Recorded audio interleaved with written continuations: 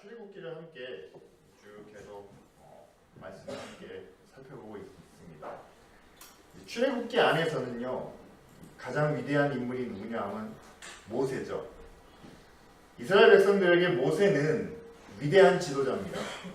그리고 정말 능력 있는, 애굽에서 인도해냈을 뿐만 아니라 홍해도 건너게 하고, 그리고 난 다음에 가는 길에 목이 마를 때, 또 먹을 것이 없을 때 물을, 그리고 먹을 것을 공급해주는 그런 능력 있는 지도자였다는 사실이죠. 그러나 하나님이 바라보실 때, 하나님이 보실 때 모세는 어떤 사람입니까? 처음 하나님을 만났을 때는 연약하고 부족하고 말도 잘 못해서 하나님이 이렇게 해라 라고 하면은요, 거기에 꼭 토를 달아요. 전 못합니다, 안 합니다 라고 뒤로 빼던 사람이었어요.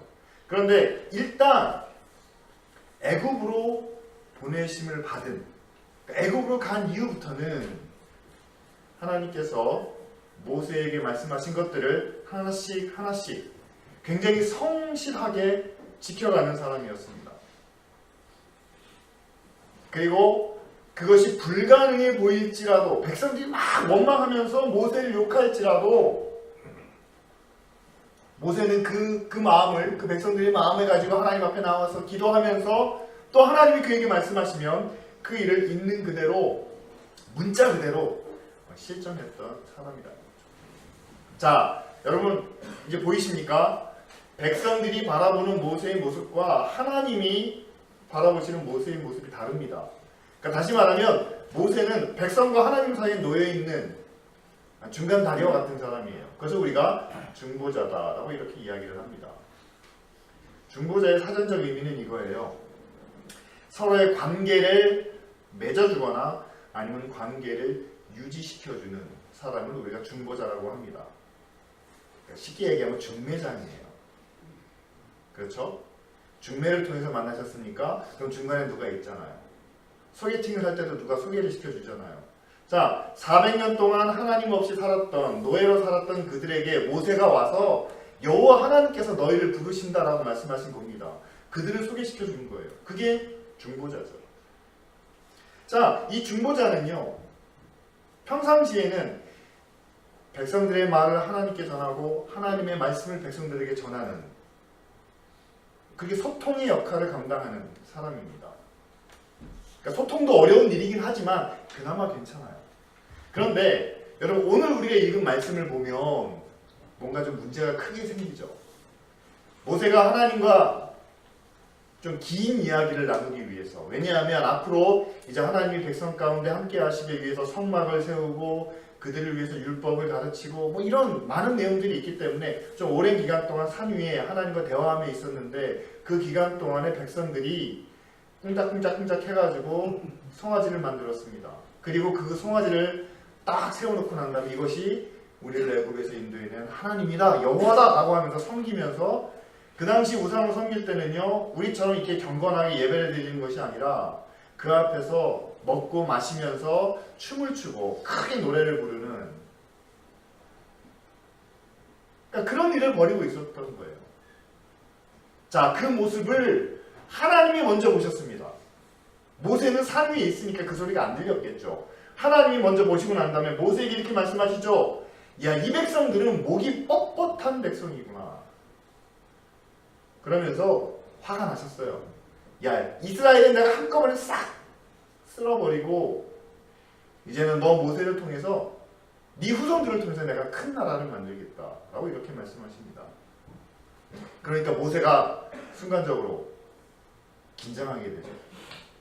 저 같았으면 좋습니다 까짓거, 제 형제도 있고 먼 친척도 있고 뭐 자손들이 많지만, 그러나 내 자식들로 하나님께서 큰 나라를 만드신다면 그게 더 낫잖아요. 아마 그렇게 말했을지 모릅니다. 그렇다면 그거는 제 욕심이죠. 그런데 모세는 중보자의 역할을 잊지 않았어요. 순간적으로 그가 생각을 합니다.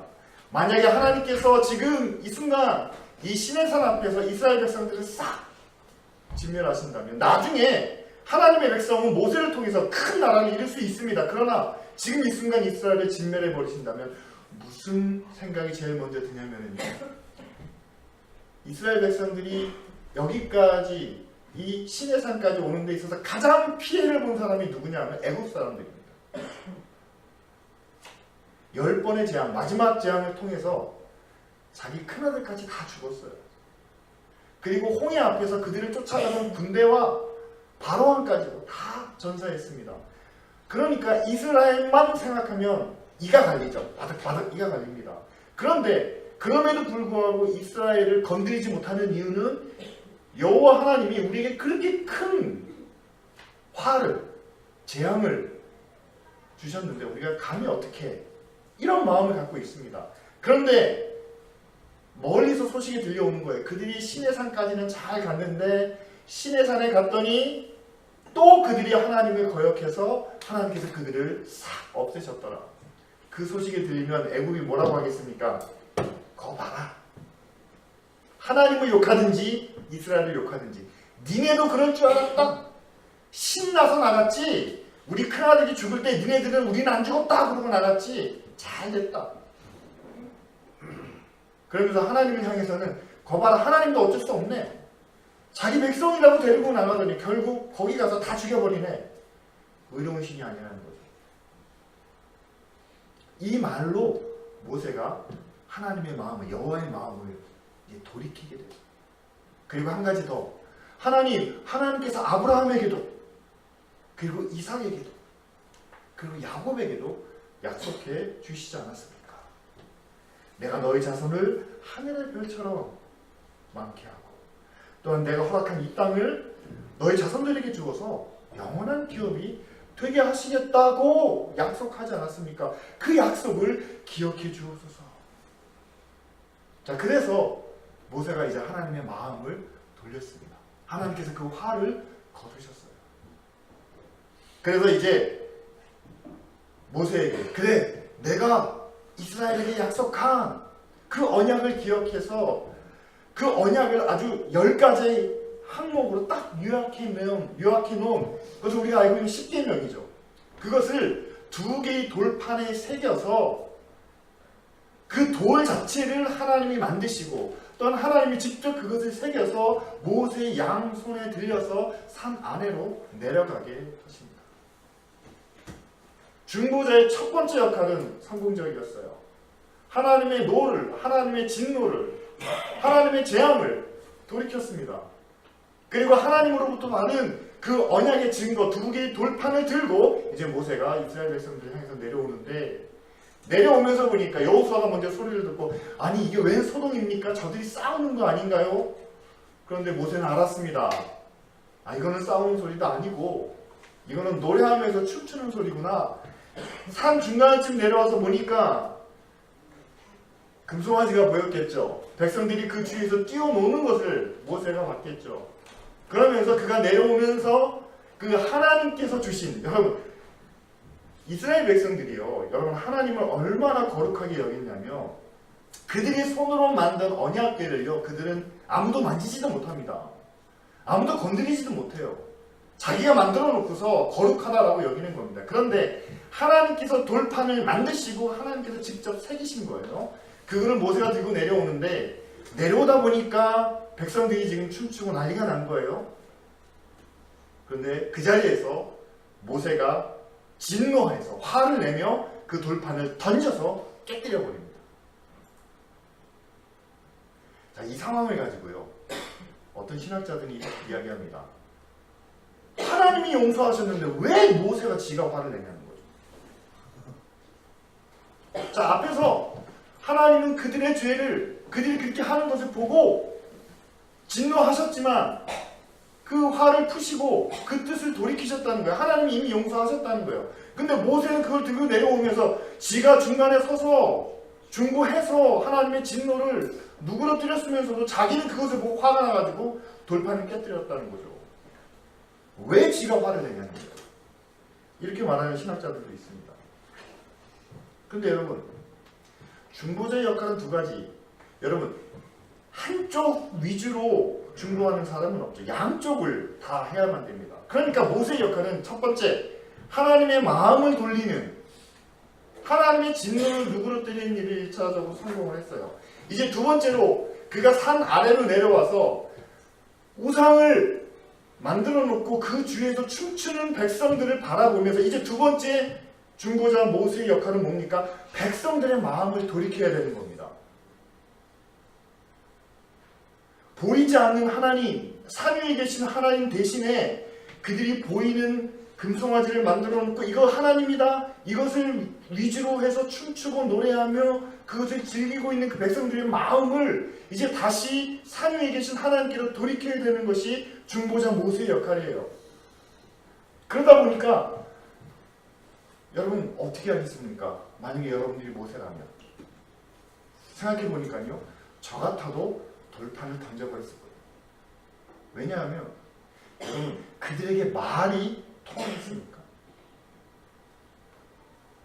야, 하나님이 이게 아니라 하나님은 저 위에 계셔. 하나님이 지금 너희들 이러는 거 보고 화가 많이 나셨는데, 너희들 다 죽여버리겠다고 하셨는데 내가 그거 말리느라고, 그 진노를 내가 막느라고 얼마나 수고했는지 아니? 야, 니네 그러면 안 돼. 이제 그만해. 이렇게 말로 하면 백성들이 듣겠습니까? 여러분들 같으면 들으시겠어요? 한 가지 예로 들까요? 여러분, 세상은 돈으로 사는 거 아닙니다. 여러분, 돈 없이도 우리는 말씀으로, 믿음으로 살아야 됩니다. 여러분 들으시겠어요? 아무도 아멘 안 하시죠? 아멘. 여러분, 말은 안 되는 거예요. 이건 말은 안 되는 상황입니다. 그래서 모세가 내려오면서 의도적이었거나 계획적이었거나 뭐 그런 걸 우리가 생각할 수가 없습니다. 단지 모세는 백성들의 마음을 돌이켜야 되는 책임과 사명이 있기 때문에 돌판을 던져버렸습니다. 그때 모세의 생각은 이거라고 저는 여겨요. 이렇게 생각합니다. 이 백성들이 신의 산에서 제일 먼저 맺은 언약이 있지 않습니까? 나는 너희의 하나님이 되고 너희는 내 백성이 되리라. 그러니까 그 백성들이 우리가 그렇게 하겠습니다 라고 약속을 했다는 거죠. 그런데 그 언약을 지금 이 자리에서 깨뜨린 마당에 하나님이 우리를 위해서 만들어주신 그 돌판, 하나님이 직접 새겨주신 그 언약들, 이것이 아무리 거룩한들 하나님과 맺은 약속을 깨뜨려버린 마당에 이 돌판이 무슨 소용이 있겠느냐 하면서 그냥 확 던져버린 거죠. 산산조각이 났을 겁니다. 아마도 그것이 그 백성들을 향한 하나님의 진노와 하나님의 아픈 깨진 마음을 상징적으로 보여주지 않나, 저는 그렇게 생각합니다. 백성들이 순간 당황했을 거예요. 아니, 저 돌판이 어디서 났지? 저게 뭐지? 근데 모세가 던져서 깨뜨려 버립니다. 그리고 난 다음에 순간 그들도 하나님의 약속이 아마 스쳐 지나가듯 그들의 머릿속 가운데 떠오르지 않았을까 싶습니다. 그들이 잘못했구나, 이것이 아니구나 라고 생각했을지 모릅니다. 그때 모세가 백성들에게 이야기를 하죠.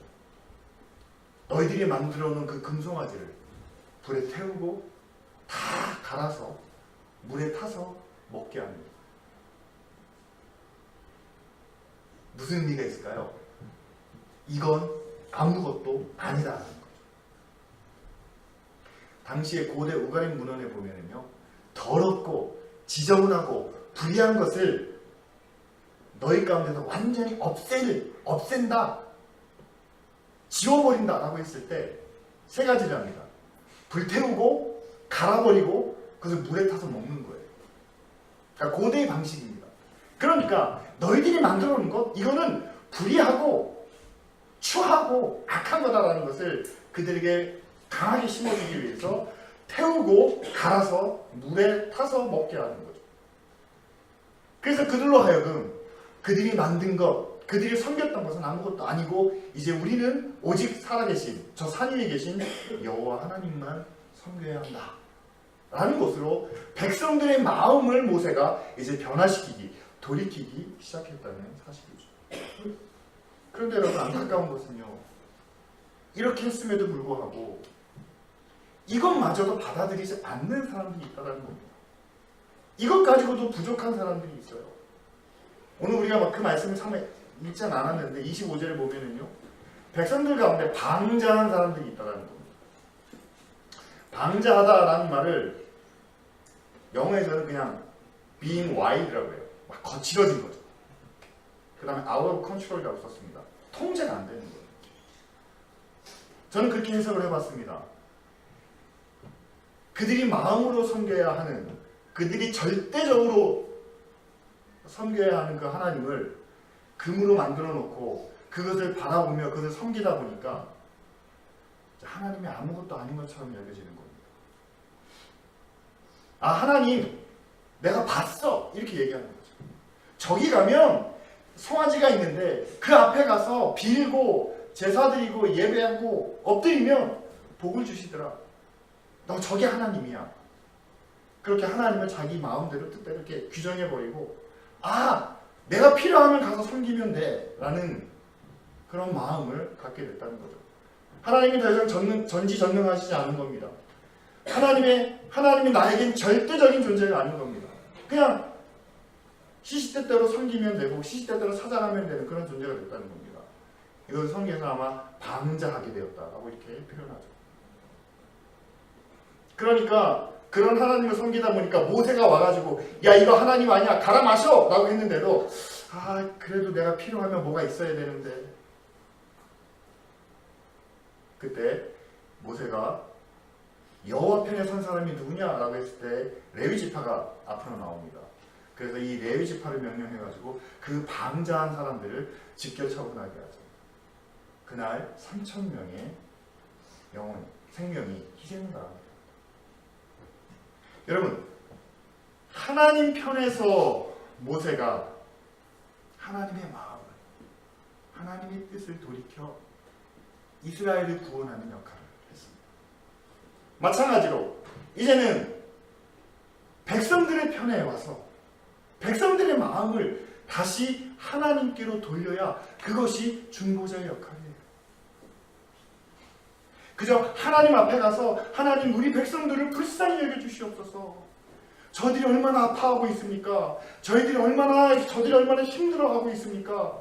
저희들에게 필요에 따라서 은혜를 주시고, 저희들이 힘들어할 때 큰 능력과 도움을 주시고, 저들이 세상에서 고생하지 않도록 하나님 인도해 주세요. 절반이죠. 하나님을 향해서 중보하는 역할. 나머지 절반은 어디입니까? 백성들을 향해서. 하나님이 이건 기뻐하시지 않는다. 이건 하나님을 섬기는 게 아닙니다. 이건 하나님의 뜻이 아닙니다.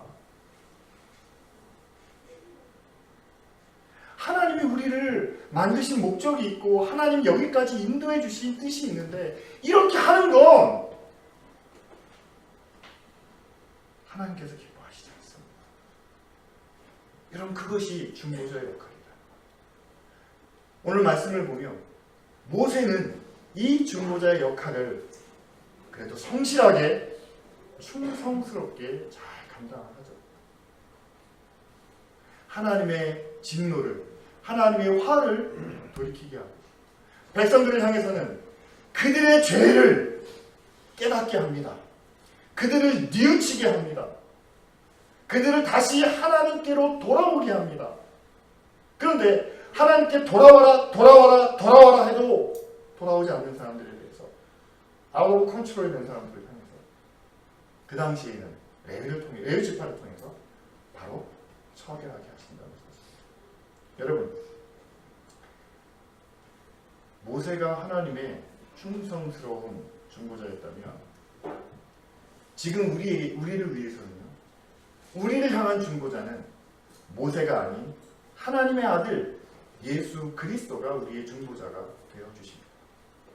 그분은 이미 우리를 위해서 십자가에 죽으심으로 우리의 죄에 대해서 이미 다 하나님이 용서해 주시는. 따라서 여러분, 우리가 지은 죄가 있다면 그것에 대해서 우리가 걱정하거나 두려워하는 것이 아니라 예수 그리스도의 십자가의 은혜 앞에 우리가 고백하고 우리가 회개하면 우리를 다 용서해 주시는 그런 중보자의 역할을 하나님의 아들 그리스도께서 하셨다는 거예요. 그러니까 예수님께서는 하나님 편에서 하나님이 직접 이들의 죄를 용서하여 주옵소서 라고 구하심으로 우리 모든 죄를 다 사해 주셨다는 거죠. 그리고 그분이 이제 제자들을 통해서 또 예수님 대신에 보내주신 성령을 통해서 이제는 하나님의 사람들의 마음을, 하나님의 백성들의 마음을 하나님께로 돌이키게 하신다는 겁니다. 하나님이 우리를 위해서 이렇게 용서해 주셨으니까 우리의 죄는 이스라엘 백성들이 지은 죄보다 몇십 배, 몇백 배, 건수로 따지면 수천 개가 넘지만 하나님이 이 모든 것을 다 용서해 주셨으니까. 자, 이제 우리가 이제는 하나님을 향해서 하나님을 바라며 하나님께로 가야 되지 않겠는가. 우리가 계속 함께 모여서 예배를 드리는데 하나님의 이름을 부르며 하나님을 찬양하고 하나님의 영광을 구하는데, 그런데 그 하나님의 영광이 정말로 하나님께 올려지는 그 영광이 하나님이 기뻐하시는 영광이 되려면, 여러분, 하나님이, 제가 하나님이라면 그럴 것 같아요. 매 주일마다 모든 교회에서 그리스도인들이 함께 모여서 하나님 앞에 영광을 돌립니다. 그러면 하나님의 영광이 풍성하게 하나님께로 올라가겠죠. 정말 그때는 하나님이 정말 기뻐하시면서 한박 웃음을 지으실지 모릅니다. 네, 주일 예배가 다 드려졌어요. 저녁까지 예배가 다 드려졌습니다. 모두가 다 고난에 잠든 시간입니다. 월요일 아침이 이제 밝아올 겁니다. 그때부터 하나님은 열이 오르신다는 거죠. 월요일 아침에 어제 예배 드렸던, 어제 내 이름을 불렀던, 어제 하나님의 의를 찾고 하나님의 사랑을 찾고 하나님의 은혜를 찾았던 그들이 이제는 월요일 아침 자신의 삶 속에서 자신의 직장에 가가지고 과연 내 이름을 그 중에서 10분의 1이나 100분의 1이나 그때 받았던 영광이 정말 어디 한 곳에서라도 찾아볼 수가 있을까? 여러분, 우리가 함께 드리는 예배는요, 이 시간 하나님께 영광을 돌리는 의미도 있습니다. 이 시간 우리가 하나님을 찾는 목적도 있습니다. 이 시간 하나님의 은혜를 구해야 됩니다. 하나님의 능력을 우리가 간절히 기도해야 됩니다. 근데요, 오늘 이 시간 받은 은혜와 오늘 이 시간 우리가 함께 누린 영광과 또 이 시간 우리가 함께 받은 능력과 모든 것들은 바로 내일부터 시작되는 우리 일상생활 속에서 그때에도 하나님을 찾고 그 자리에서 나를 향한 하나님의 뜻이, 그리고 나를 통해서 하나님이 어떤 일을 하실지, 그런 것들을 하나씩 하나씩 생각하며 기억하며 살아가기 위해서 우리를 이 주일에 함께 모여서 예배 드리는 사실이죠. 여러분, 우리의 중보자는 예수 그리스도 한 분입니다. 그런데 교회는요, 바로 그 중보의 사명을 대리로 맡아서 운영하는 그런 역할을 합니다. 한번 여러분 교회의 사명을 한번 생각해 보세요. 교회가 뭐 하는 데입니까? 그냥 전도해가지고 사람 불러오는 데가 아니죠. 하나님을 믿는 예수님의 제자들이 함께 모여서 기도하고 말씀을 나누고 은혜를 나누는 곳입니다. 그럼 기도하고 말씀을 나누고 은혜를 나누면 우리가 힘을 얻어야 되잖아요. 그 힘을 가지고 한 주간 동안 우리가 세상에 나가서 살아야 되지 않습니까? 마찬가지로 여러분, 교회가 여러분들의 중보자 역할을 감당하고 있다는 사실이죠. 어떻게 하면 여러분들이 월요일부터 토요일까지 한 주간 동안의 삶을 하나님과 좀 더 가깝게, 한 번이라도 더 하나님의 마음과 하나님의 뜻을 생각하고, 어렵고 힘든 거 여러분 저도 다 압니다. 목사라고 모르는 거 아니에요. 무식하지 않습니다. 여러분들이 이해 못하는 것도 아니에요. 제 주장만 한 것도 아닙니다. 하지만 중보자의 입장에서 하나님은 변함없이 여기 계시는데 우리의 모습이 날로 여러분 하나님과 점점 더 가까워져야 되는데 오히려 하나님으로부터 점점 더 멀어지는 상황을 보면서 안타까운 마음과 때로는 좌절을 느끼기도 합니다. 여러분, 제가 기쁨 우리 교회를 개척하고 또 여기서 한 10여 년, 이제 10년 조금 더 됐죠. 목회를 하면서 교회의 목표가 뭘까? 교회의 목적이 뭘까라고 하면서 생각하면서 최근에 내린 결정은 뭐냐면요. 한 영혼 한 가정, 한 영혼 한 가정이라도 그 가정이 하나님 앞에 온전히, 그러니까 온전하다는 게 퍼펙트라는 말은 아니고요. 어제보다는 오늘이 더 하나님께, 하나님이 보시기에 기뻐할 만한, 다시 말하면 우리 모두가 그냥 조금씩 하나님께 더 가까이 가기를 원하는 그 목적이, 그것이 제가 사역하는, 제가 목회하는 그런 목적입니다. 그러니까 여러분, 제가 교회 안에서 하고 있는 일이나 여러분들에게 요청하는 거나 아니면 여러분들에게 좀 이것 좀 해주십시오라고 부탁하는 모든 것들을 보면은요, 여러분 교회 잘 되기 위해서 하는 것은 아니라는 겁니다. 제가 솔직히 말씀드려요. 교회가 부흥하고 교회가 성장해가지고 제가 좀 이렇게 목에 힘 좀 주려고 하는 건 아닙니다. 여러분, 우리가 어제보다는 오늘 하나님을 조금 더 알아가고 하나님을 좀 더 알면 우리가 하나님을 더 깊이 생각하게 되고, 그리고 우리 생활이 하나님이 원하시는, 하나님이 바라시는 모습과 한 걸음 더 가까워지기를 바라는 거죠. 그래서 예배를 빠지지 마십시오. 아침마다 큐티를 나누면서 하루에 그 10구절 잠깐이라도 3분이라도 5분이라도 하나님의 말씀을 함께 나누십시오. 그리고 함께 기도하십시오. 그리고 저녁마다 함께 모여서 기도합니다. 금요일에 기도합니다. 또 주일날 모이면 또 서로 교제하며 격려하며 위로합니다.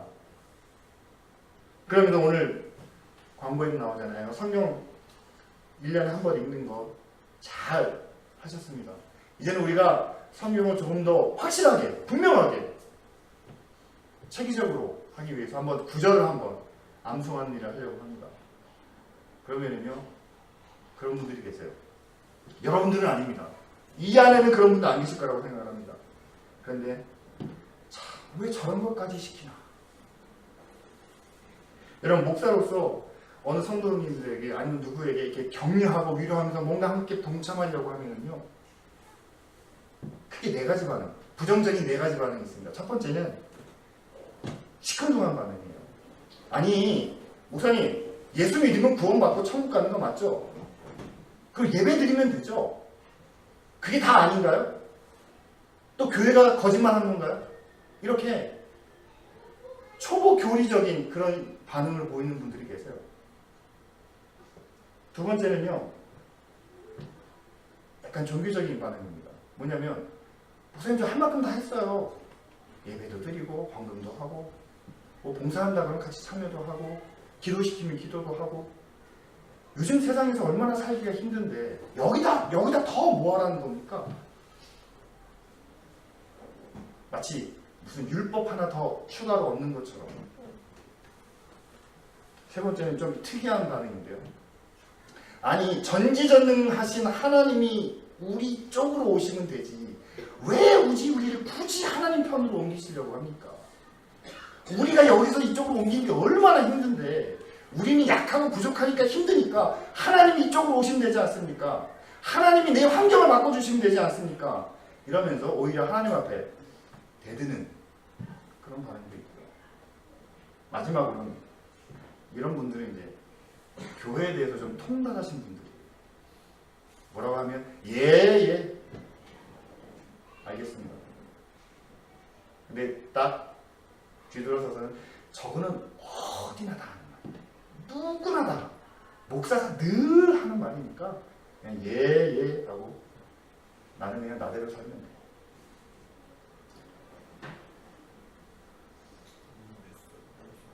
여러분, 제가 왜 이렇게 하소연을 드리냐면요, 목사가 가장 힘들어하는 것 중에 하나는 교회가 작아서 힘든 것도 아니고 뭐 성도 수가 얼마 안 돼서 힘든 것도 아니고요.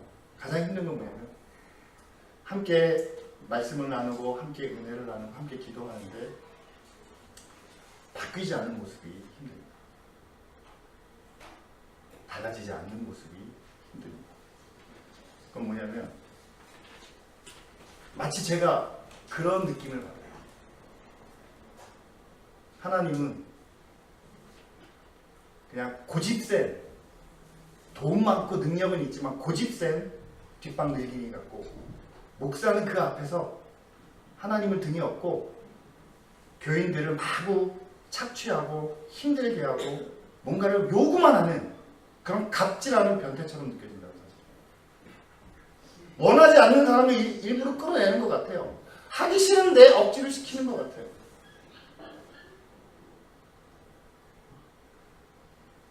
여러분, 기쁜 우리 교회가 함께 나누고 싶은 그런 교회의 모습을, 또 성도들과 함께 나누고 싶은 그런 우리의 신앙의 모습은 이렇습니다. 하나님의 아들 예수 그리스도의 은혜로 우리 모두가 구원을 받았어요. 구원받은 이후로 하나님께서 우리에게 더 큰 은혜를 주시는데, 우리가 지은 모든 죄를 다 예수 그리스도께만 묻고 이제는 그 죄를 우리에게 묻지 않으시겠다. 자, 이것이 하나님께서 우리에게 주신 거예요. 그럼 우리는 그것을 세상을 향해서 전해야 됩니다. 예수님의 증인으로 외쳐야 됩니다. 하나님이 우리의 죄를 더 이상 묻지 않으시겠대. 하나님이 죄로 인해서 죽을 수밖에 없는 우리인데, 우리는 다 죽어야만 되는데 그 죽음을 이제는 우리에게 묻지 않으시고 이제는 우리를 다 하나님의 자녀로 삼아주시겠대. 우리는 그것을 다 전하고 외쳐야 된다는 사실이죠. 그런데 여러분, 하나님께서는 그렇게 마음을 돌이키셨는데 그것을 받은 우리가, 그 큰 은혜를, 그 큰 사랑을 받은 우리는 가만히 있으면서 그래? 정말 좋네? 라고 하면서 계속 우리는 같은 죄를 반복하면서 산다면, 여러분, 그건 우리가 중보자로서의 역할을 잘 못하는 거죠. 다 용서해 주셨는데 그 용서해 주신 잘못을 오늘 또 범한다면 하나님과 우리의 관계가 어떻게 되겠느냐는 겁니다. 다 용서해 주셨는데, 다 우리를 자녀로 삼아 주셨는데 아직도 우리는 세상과 짝해서 그냥 제멋대로만 살아간다면, 하나님을 인식하지도 않고 기억하지도 않고 산다면 하나님께서 우리를 어떻게 바라보실 거예요? 여러분, 우리는 세상을 향한 중보자로도 이미 부르심을 받았습니다. 그럼 세상을 향해서 우리가 그런 마음을 품어야 돼요. 그런데 우리가 세상의 중보자가 되기 이전에 먼저 우리가 하나님의 마음을 알아야 한다는 사실이죠. 하나님의 마음에 우리가 함께 들어야 한다는 사실이죠. 그리고 그분의 뜻에 우리가 함께 동의해야만 한다는 사실이죠. 예, 말씀을 마치겠습니다. 여러분, 함께 기도합시다. 하나님, 어제보다는 오늘, 그리고 오늘보다는 내일, 우리의 마음이 하나님과 더 가까워지게 하옵소서. 하나님을 더 깊이 알아가게 하시고 하나님의 뜻을 더 많이 깨닫게 하시고, 우리의 생활이, 하루하루의 삶이 한 가지라도 더 하나님의 마음에 드는, 하나님의 뜻대로 살아가는 그런 믿음의 사람이 되게 하옵소서. 다 같이 함께 통성으로 기도합니다.